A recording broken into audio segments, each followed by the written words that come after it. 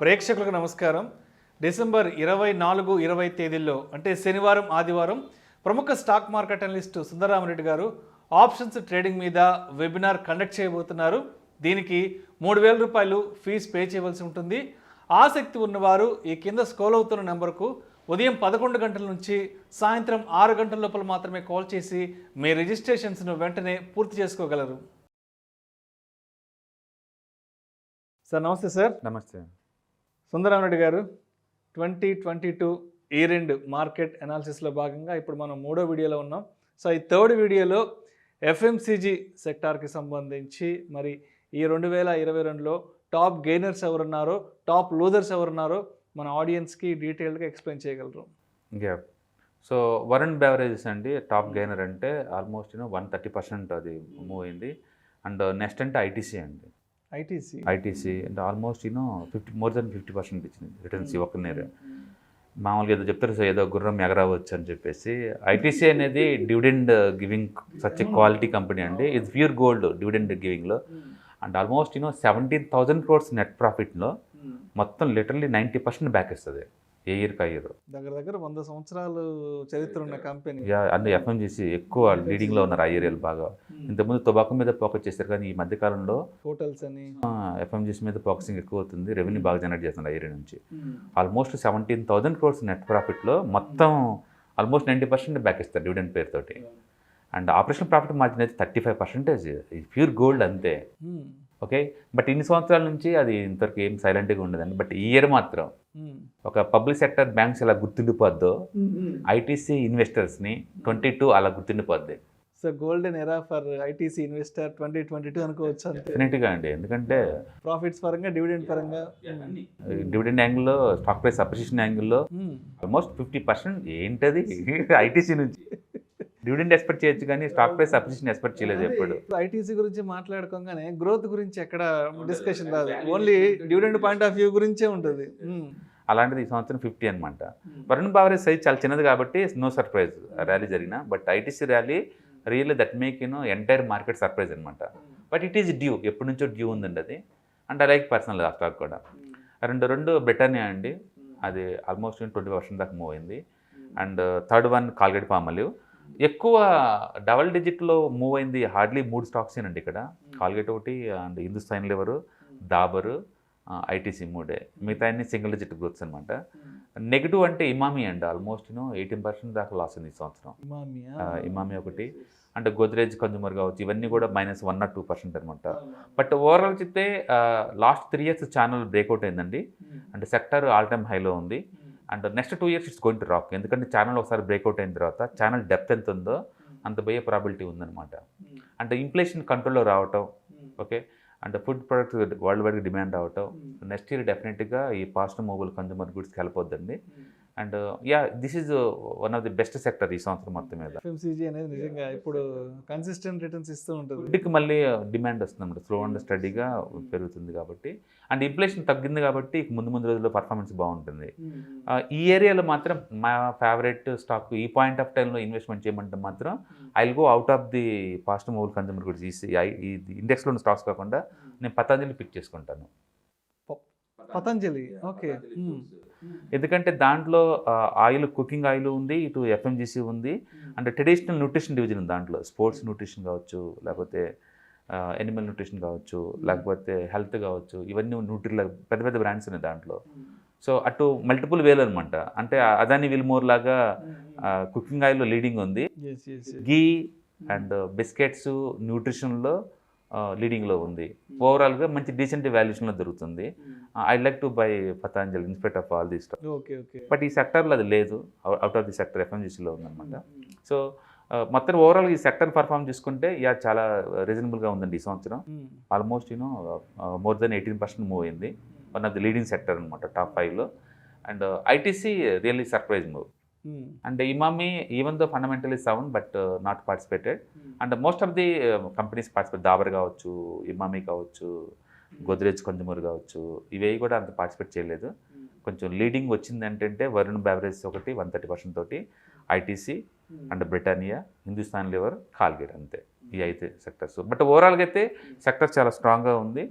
And ఫుడ్కి మంచి demand వస్తుంది వాళ్ళ వాడికి ప్యాకింగ్ ఫుడ్స్కి. అండ్ మీరు చూసారు ఆల్రెడీ రిలయన్స్ కూడా ఆ ఏరియాలోకి ఎంటర్ అయిందండి. రిలయన్స్ కూడా ఇండిపెండెన్స్ బ్రాండ్ తోటి ఆల్రెడీ గుజరాత్లో లాంచ్ చేశారు. అంటే అంటే వారు బీన్ అయింది ఆల్రెడీ ఆ ఏరియాలో కూడా. ఈ అదానికి, టాటాకి వీళ్ళందరికీ కూడా గట్టి పోటీకి పోతున్నట్టుగా కూడా చదివాం. రైట్, ఎందుకంటే బిగ్ బాస్కెట్ తోటి వీళ్ళు ఎంటర్ అయ్యారు రిటైల్లోకి గట్టిగా టాటా వాళ్ళు. అండ్ వాళ్ళు ఇటు ఎంటర్ అవుతున్నారు, విల్మార్ తోటి అదాని వాళ్ళు ఎంటర్ అయ్యారు. అంటే యుద్ధం పెద్ద ప్లేయర్స్ మధ్య నడుస్తుందంటే మనం ఊహించుకోవచ్చు. ఐటీసీ, టాటా, అదాని, సో ఈ ముగ్గురితో కలిపి రిలయన్స్ ఢీకొట్టబోతుంది వ్యాపారం పరంగా. గట్టి కంపెనీస్. ఫుడ్ ఏంటంటే ఇండియాలో 140 crore పాపులేషన్. గల్ఫ్ కంట్రీస్ మొత్తాన్ని కూడా ఇక్కడి నుంచే పోతాయి ప్యాకెట్ ఫుడ్స్ అన్నీ కూడా, గల్ఫ్ ఎంటర్ కంట్రీస్ కూడా. అంటే ఆల్మోస్ట్ లిటరల్లీ మనం ఒక 200 కోట్ల జనాభాకి వరల్డ్ వైడ్గా మనం సర్వ్ చేస్తున్నాం. అందుకని ఇండియాలో trust brands plus local production అంటే క్వాలిటీ బ్రాండ్స్ మొదటి నుంచి ఉండటం అనేది ఒక యూనిక్నెస్ అనమాట. డెఫినెట్గా ఈ సెక్టర్ ఇంకా నెక్స్ట్ 2-3 years కూడా going to rock.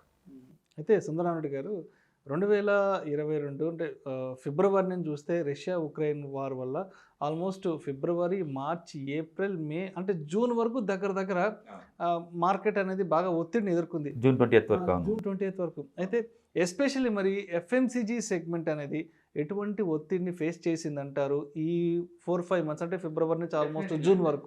High end effect దాని మీదకే పడిందండి. ఎందుకంటే ఆల్మోస్ట్ కుకింగ్ ఆయిల్ రేట్ చాలా పెరిగిపోయింది.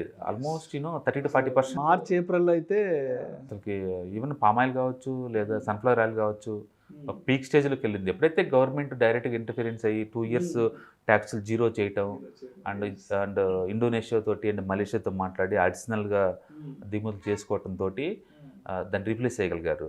బట్ గవర్నమెంట్ ఒక్కసారి ఎఫిషియన్సీగా పనిచేస్తుంది అని ప్రూవ్ చేసిన ఇయర్ కూడా 2022 అండి. నిజంగా గవర్నమెంట్ ఎప్పుడు అంత ఫేవరబుల్ పనిచేయో, ఎప్పుడు నిద్రపోతా ఉంటుంది దాని మీద కామెంట్స్ ఉంటాయి.